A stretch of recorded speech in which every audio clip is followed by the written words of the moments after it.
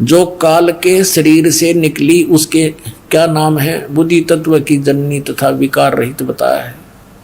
वह शक्ति अंबिका कही गई है, उसी को प्रकृति, दुर्गा को प्रकृति भी कहते हैं, ये याद रखना। सर्वेश्वरी त्रिदेव जननी, ब्रह्मा विष्णु महेश की जन्म देने वाली, तीनों की माता, नित्य और मूल कारण भी कहते हैं। सदाशिव द्वारा प्रकट की गई उस शक्ति के 8 भुजाएं हैं। हो गया स्पष्ट कि ये माँ अष्टंगी, पिता निरंजन, ये जमदारुण वंशन अंजन, 3 पुत्र अष्टंगी जाए, ब्रह्मा विष्णु शिव नाम धराए। और आगे देखिए कंसेप्ट, नाना प्रकार के आभूषण उसके श्रीअंगों की शोभा बढ़ाते हैं। वह देवी नाना प्रकार की गतियों से संपन्न है और अनेक प्रकार के अस्त्र शस्त्र धारण करती है। हो गया स्पष्ट कि काल के शरीर से कौन निकली, या निकली, देखो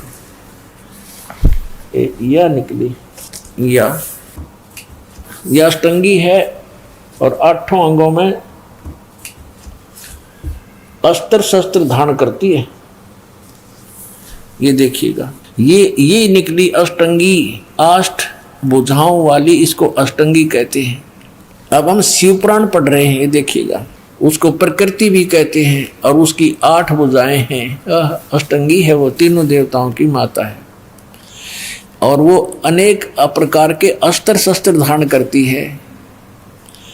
एकाएकिनी होकर भी वह माया संयोग वसात अनेक हो जाती है। वे जो सदा शिव हैं उन्हें परम पुरुष, ईश्वर, शिव शंभु और महेश्वर कहते हैं। अब देखना, ये रुद्र संहिता का, अब हम 6वां अध्याय पढ़ रहे हैं, 101 पृष्ठ पे। अब ये क्या कि वे अपने सारे अंगों पर भस्म रमाए रहते हैं। वो सदाशिव के हैं, जिसको इस पृष्ठ पे यहाँ भगवान सदाशिव हैं। अर्वाचीन और प्राचीन विद्वान उसी इन्हीं को महेश्वर कहते हैं। ये कौन है? वे अपने सारे अंगों पर भस्म रमाए रहते हैं। उन काल रूपी ब्रह्म ने, इसको काल कहो चाहे ब्रह्म कहो, सरपुरुष कहो, और गीता ज्ञानदाता यही है, श्री कृष्ण में प्रवेश करके बोल रहा है।